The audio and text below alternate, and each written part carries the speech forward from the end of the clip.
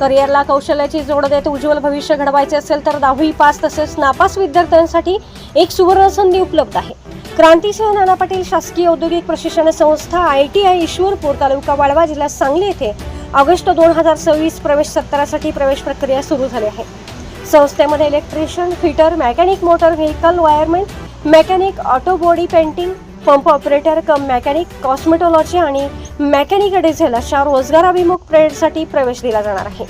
संस्थेची वैशिष्ट्ये: आधुनिक प्रशिक्षण, अनुभवी प्रशिक्षक, अप्रेंटिसशिपची संधी, गुणवत्तापूर्ण शिक्षण, उद्योग क्षेत्रात रोजगाराच्या उत्तम संधी तसेच पात्र विद्यार्थ्यांना दरमहा 500 रुपयांचे विद्यावेतन ही संस्थेची प्रमुख वैशिष्ट्ये आहेत। संस्थेमध्ये गुणवत्ता व सामाजिक आरक्षण तत्वावर प्रवेश दिला जाणार असून मुलींसाठी 30% जागा राखीव आहे। तसेच मुलांसाठी वसतिगृहाची सुविधा आणि ST प्रवास सवलतीचाही लाभ उपलब्ध आहे। मर्यादित जागा उपलब्ध असल्याने इच्छुक विद्यार्थ्यांनी आजच ऑनलाईन अर्ज करून आपला प्रवेश निश्चित करावा आणि आपल्या करिअरला यशस्वी दिशा द्यावी। प्रवेशासाठी संपर्क श्री बोरगे वायके, मोबाईल नंबर 7588 33 62 81, श्री टेके KS, mobile number 94 23 25 85 96, Shri AA Patil, mobile number 88 06 01 51 25 आणि श्रीमती भांडवलकर युजे, महिलांसाठी संपर्क 91 12 74 81 27। कडेगाव येथे आज शक्तीपीठ महामार्गाच्या विरोधात आमदार विश्वजित कदम यांच्या नेतृत्वाखाली भव्य शेतकरी मोर्चा काढण्यात आला। यावेळी बोलताना त्यांनी स्पष्ट इशारा दिला की शेतकऱ्यांची संमती घेतल्याशिवाय कोणत्याही परिस्थितीत शक्तीपीठ महामार्ग होऊ दिला जाणार नाही। सरकार शेतकऱ्यांना अंधारात ठेवून हा प्रकल्प लादत असल्याचा आरोपही त्यांनी केला। या आंदोलनात खासदार विशाल पाटील, महेंद्र आप्पालाड, डॉक्टर भारत पाटणकर यांच्यासह कडेगाव तालुक्यातील मोठ्या संख्येने शेतकरी सहभागी झाले होते।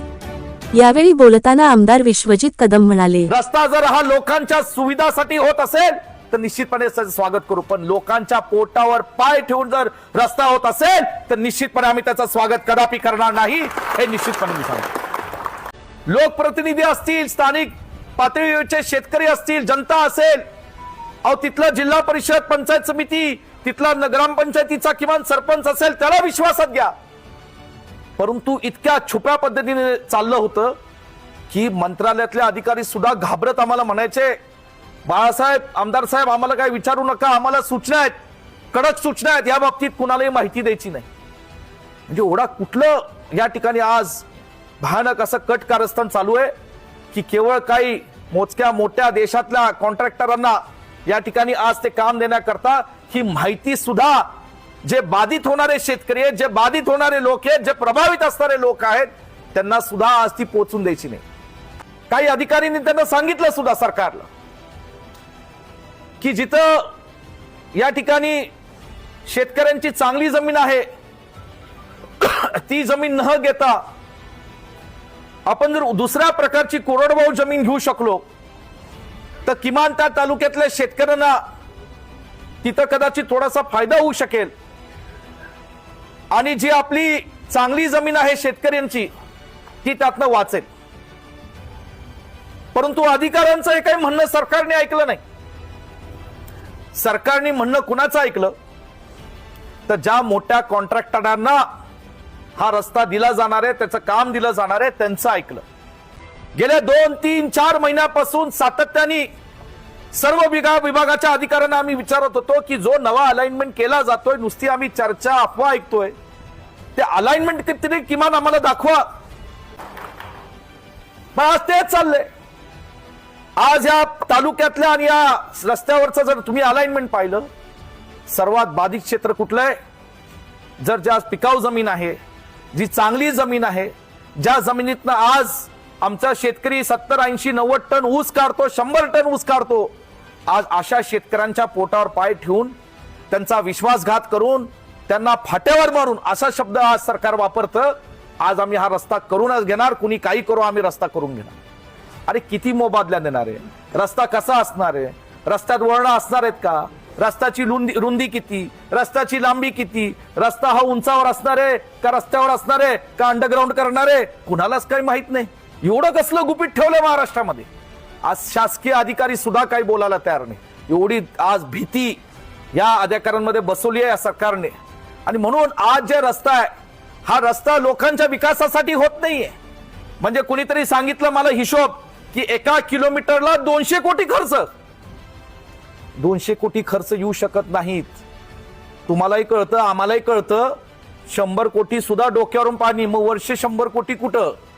वर्षे 100 कोटी ईव्हीएम मशीन मध्ये. लक्षात ठेवा, एखाद्या गावात शेजाराचं घर जळलं आणि योग्य वेळेस जर त्याला पाणी टाकलं नाही तर त्याच जळलेल्या घरातली ठिणगी आपल्या घरावर पडू शकते आणि आपलं घर सुद्धा जळू शकतं. आणि ते आपलं घर जळण्याची वाट पाहू नका. हे सुद्धा वेळ आपल्या सर्वांवर हे सरकार आणेल आणि हे सरकारने ही वेळ आपल्यावर आणली त्यावेळेस फार उशीर झालेला असेल. मी सुद्धा काल सगळ्यांना फोन केले. सगळ्यांना नावं डिक्लेअर करायचे असतील तर करतो. सगळ्यांना फोन केले की या आपण एक जितानी राहू, सरकारकडे सांगू हे करताय ते योग्य नाही. पण कुणीही आलं नाही. आज कुणा आलं तुम्हाला माहिती. जे आहेत ते आपल्यावर आहेत ते लक्षात ठेवा. आणि मग आपल्या सर्वांना मला सांगायचंय, खासदार विशालजी सुद्धा आज स्वर्गीय प्रकाश बापूंची जयंती असताना इथं आलेत. दिल्लीमध्ये अधिवेशन त्यांचं सुरू होत आहे. उद्या मुंबईत आमचं महाराष्ट्राचं विधानसभेचं अधिवेशन सुरू होत आहे. आम्ही सगळेजण या बाबतीत खंबीरपणे आवाज उठवणार आहोत. मला एवढंच सांगायचंय की हा रस्ता हा केवळ आणि केवळ हा पैशासाठी हा रस्ता चालू आहे. ह्या रस्त्याच्या बाबतीत जर शेतकऱ्यांना योग्य न्याय मिळाला नाही तर 100% हा रस्ता ह्याला विरोध राहणार आहे. आणि एकजुटीने एक ताकदीने आपण हे करू. तुमच्या सर्वांच्या आशीर्वादाने ही लढाई शेवटपर्यंत लोकांच्या हक्कासाठी, लोकांना न्याय देण्यासाठी, लोकांची शेती जमीन संरक्षण करण्यासाठी आम्ही ही लढाई करत राहू. एवढंच या ठिकाणी बोलतो आणि इथं थांबतो. जय हिंद, जय महाराष्ट्र.